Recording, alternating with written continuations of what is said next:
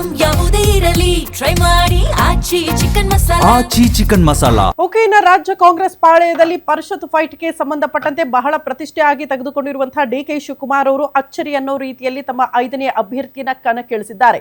5ನೇ ಅಭ್ಯರ್ಥಿಯ ಗೆಲುವಿನ ಬಗ್ಗೆನೇ ನಾನಾ ಚರ್ಚೆಗಳಾಗ್ತಾ ಇದೆ. ಹೆಂಗೆ ಏನ್ ಪ್ಲಾನ್ ಮಾಡ್ತಾರೆ ಡಿಕೆ ಶಿವಕುಮಾರ್ ಅಂತ.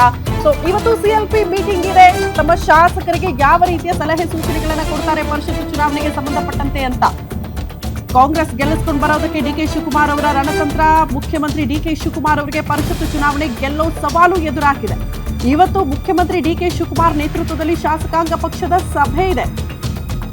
ಹಂಗಾಗಿ ಸಭೆಯಲ್ಲಿ ಶಾಸಕರಿಗೆ ಹೇಳೋ ಮಾತೇನು? ಡಿಕೆ ಶಿವಕುಮಾರ್ ಸಿಎಂ ಆದ ಬಳಿಕ ಮೊದಲ ಸಿಎಲ್ಪಿ ಮೀಟಿಂಗ್ ಆಗ್ತಾ ಇದೆ. ಇವತ್ತು ಬಿಡದಿ ಬಳಿಯ ರೆಸಾರ್ಟ್ನಲ್ಲಿ ನಡೆಯಲಿದೆ ಶಾಸಕಾಂಗ ಪಕ್ಷದ ಸಭೆ.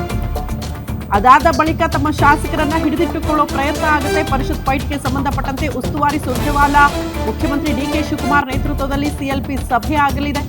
ಪರಿಷತ್ ಚುನಾವಣೆಯಲ್ಲಿ ಕಾಂಗ್ರೆಸ್ನ 5ನೇ ಅಭ್ಯರ್ಥಿ ಗೆಲ್ಲಿಸಿಕೊಂಡು ಬರೋದಕ್ಕೆ ರಣತಂತ್ರ ರೂಪುಗೊಳ್ಳಲಿದೆ. ಒಂದೆರಡು ಮತ ಆಚೆ ಈಚೆ ಆದ್ರೂ ಕೂಡ 5ನೇ ಅಭ್ಯರ್ಥಿ ಗೆಲುವು ಕಷ್ಟ ಆಗುತ್ತೆ. ಬಟ್ ಹೆಂಗೆ, ಎಲ್ಲಿಂದ, ಯಾರಿಂದ ತರ್ತಾರೆ ಅನ್ನೋದೇ ಪ್ರಶ್ನೆ.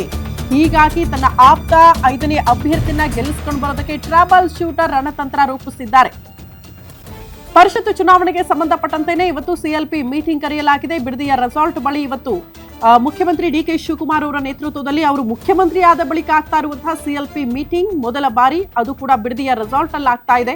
ಪರಿಷತ್ ಫೈಟ್ಗೆ ಸಂಬಂಧಪಟ್ಟಂತೆಯೇ ಈ ಸಭೆಯಲ್ಲಿ ಪ್ರಮುಖವಾಗಿ ಚರ್ಚೆ ಆಗಲಿದೆ ಅನ್ನೋದ್ರ ಬಗ್ಗೆ ಡೀಟೇಲ್ ಸಿಗ್ತಾ ಇದೆ. ಬಟ್ ಈ ಸಭೆಯಲ್ಲಿ ಸುರ್ಜೇವಾಲಾ ಅವರು ಕೂಡ ಭಾಗಿಯಾಗಲಿದ್ದಾರೆ ಅನ್ನೋದ್ರ ಡೀಟೇಲ್ ಸಿಗ್ತಾ ಇದೆ.